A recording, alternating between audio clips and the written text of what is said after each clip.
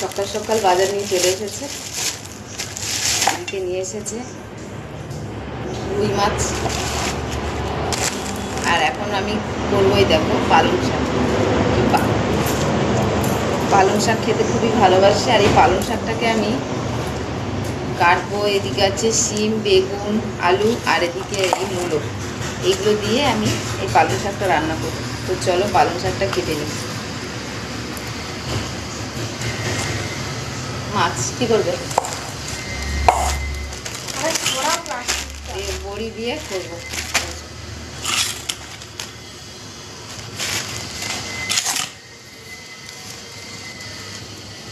বেলা 10টা বাজে, এখন ঘুম ভাঙলো? বেলা 10টায় আমার খোকন ঘুম থেকে উঠলো না রে সোনা, এখনো ঘুম ভাঙেনি। আর একটা দিন মাত্র ছুটি আছে, তারপরে স্কুল। আজকেই লাস্ট ছুটি আমাদের, এরপর থেকে শুরু হয়ে যাবে স্কুল। ছেলেও স্কুল।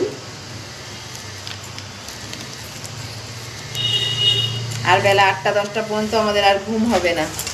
স্কুলটা ছুটি থাকলে কি সুন্দর 8টা-10টা পর্যন্ত ঘুমিয়ে নিচ্ছে, এরপরে তো আর হবে না। পালং শাকটা খুবই সহজ লাগে কাটতে, অন্য শাকটা তো একটু বাছাবাছি করতে হয়, এটা একটু চুপচাপ কাটলেই হয়ে যায়। একটু দেখে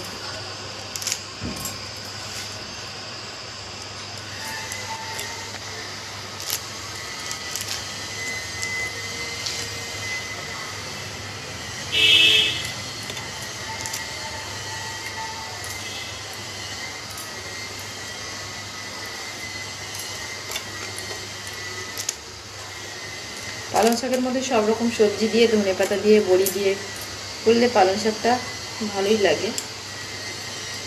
কখনো কখনো আমার পালং শাক দিয়ে আমরা চিংড়ি মাছ দিয়েও খাই।